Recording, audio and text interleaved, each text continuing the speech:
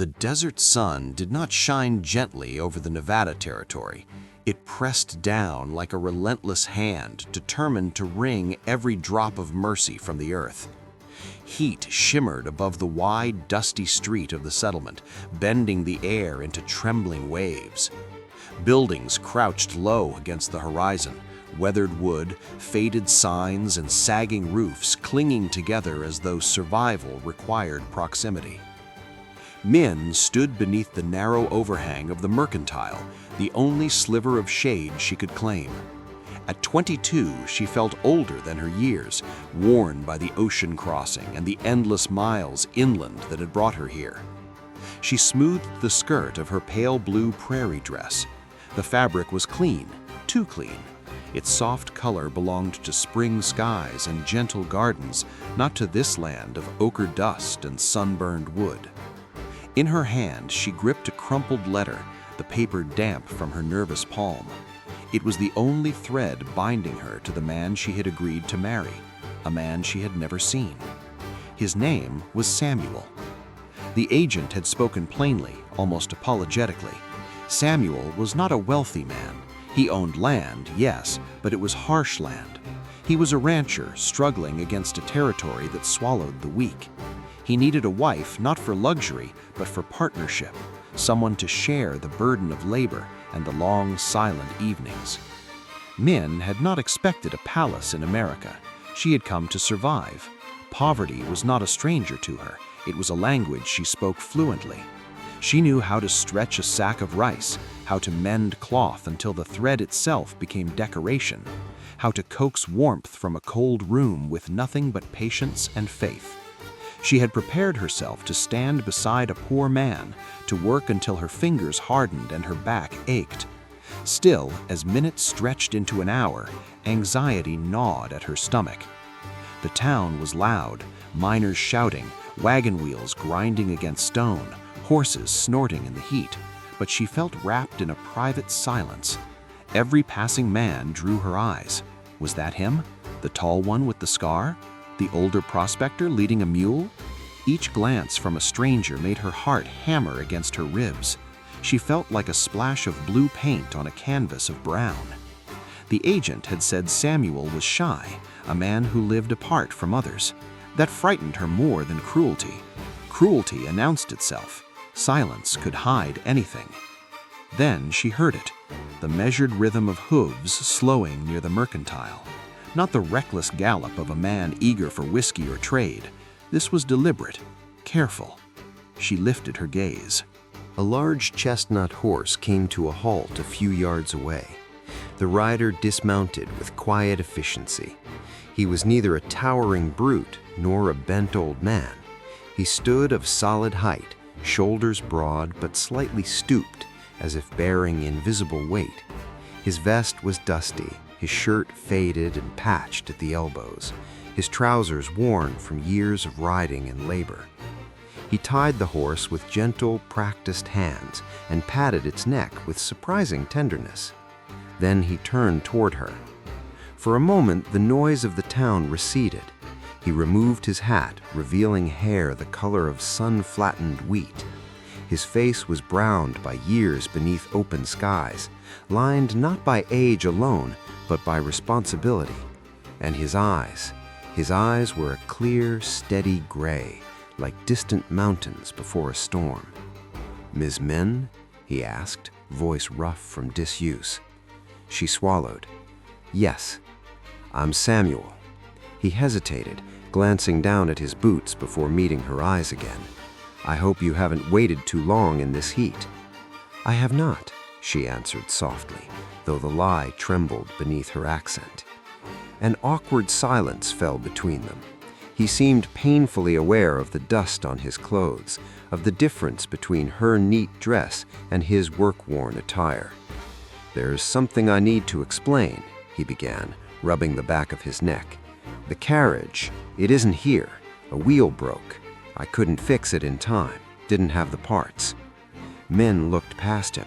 There was no carriage, only his chestnut horse and another, a smaller spotted mare, already saddled.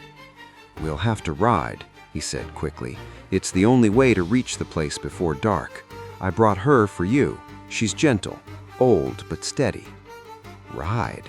Min had never sat on a horse. In the city she had left behind, horses were beasts that pulled carts or carried soldiers. They were not mounts for ordinary women. I don't know how," she admitted, her voice nearly a whisper. "I've never ridden." Samuel blinked, surprised but not unkind. "You won't fall," he said, stepping closer now. There was certainty in his tone. "I won't let you." The desert wind brushed against her dress as she weighed her fear against her promise. If she refused, she would begin their marriage as a burden.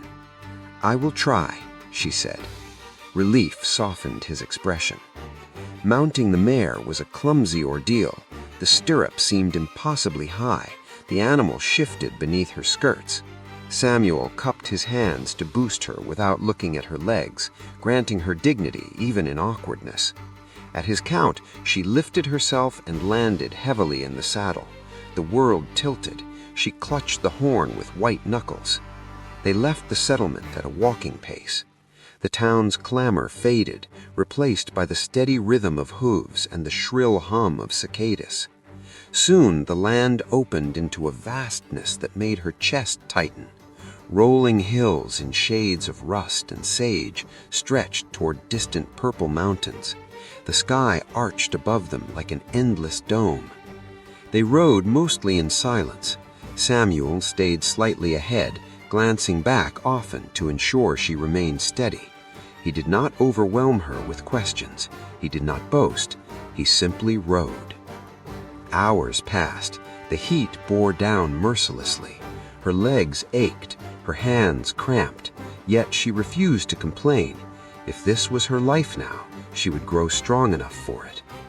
At last, as shadows lengthened, they reached a narrow stream bordered by cottonwoods. Samuel dismounted and lifted her down. Her knees buckled, and for an instant she was pressed against his chest. He steadied her, then stepped back quickly, as though mindful of propriety. He offered her cool water and simple food, cheese, hard biscuit, dried sausage. He apologized again for the lack of comfort. "I have much land," he said quietly as they rested. "It's quiet. Sometimes a man can go mad with so much silence. I didn't want a servant. I wanted someone to watch the sunset with." "I am here," she replied. They resumed their journey. When they crested a ridge at dusk, she saw it, a small, lonely cabin crouched in a shallow valley. Rough timber, a crooked chimney, no barn, no neighboring homes, only emptiness. Her heart sank, but she swallowed her disappointment. "It is private," she said gently. "It's where I stay when I work this side of the range," he explained. Inside, the cabin was as sparse as she feared. Dirt floor, iron stove, rope-strung bed with straw mattress, no curtains, no softness. Samuel lingered near the doorway, waiting for her protest. Instead, she set down her trunk and began assessing the room. "We will need wood," she said, "and water." That night, they ate beans by lantern light. The meal was plain, but she thanked him for its warmth. He watched her in silence, something unreadable in his gaze. By morning, she had swept the floor with bundled sage and brewed coffee before he woke. The cabin felt different, tended, almost cherished. "Men," he said suddenly, "leave it." She frowned. "We will need it tonight. We're not staying." He took her hand, rough palm enveloping hers. "I had to know," he confessed. "I needed to see if you would choose me when there was nothing else." Confusion flickered across her face. They rode again, climbing beyond the rocky canyon. The land began to change. Red dust gave way to dark soil. Sparse grass thickened into lush carpets. The air cooled. A sturdy fence stretched across rolling hills. "Close your eyes," Samuel called. She hesitated, but obeyed. They climbed a final rise. Wind whispered through tall grass. The distant rush of water grew louder. "Open 'em." Men gasped. Below lay a broad emerald valley cut by a shining river. At its heart stood a grand ranch house of white wood and stone, 2 stories tall with a wide wraparound porch. Smoke curled from multiple chimneys. Red barns flanked the home, corrals brimming with strong horses. Beyond them grazed countless cattle across acres of vibrant pasture. It was a kingdom hidden in the hills. "Who lives there?" she whispered. Samuel removed his hat. "We do." She stared at him, struggling to reconcile the patched shirt and humble apologies with the empire below. "I needed to know," he said softly, "whether you could love a poor man. Out here, wealth can blind hearts. I didn't want a wife who loved the ranch. I wanted one who loved me." "You deceived me," she said gently. "I hid the truth," he corrected, "but the man you met, the one who respects you, that was never false." She looked at him long and carefully, the tenderness with the horse, the way he had given her the bed, the fear in his eyes now. "I was ready to eat beans all my life," she said, a faint smile touching her lips. Relief burst from him in laughter. "There will be more than beans," he promised, "and a cook named Marta who makes the finest roast in the territory." Min shook her head softly and reached for his hand. "One dress is enough," she said, "but perhaps a softer bed." "The softest," he vowed. As they descended toward the valley, the cattle lowing in the distance, Min no longer felt small beneath the vast sky. She had prepared herself for scarcity and discovered abundance, but greater than land or livestock was the truth revealed in Samuel's test. He had not sought admiration for his wealth. He had sought faithfulness in hardship. And she had not sought comfort in riches. She had sought partnership in struggle. In the quiet between them, there were no more secrets, no more trials, only open horizons and the promise of a life built not on possession, but on trust. Under the wide Nevada sky, where the earth stretched without end, 2 hearts began their true homecoming.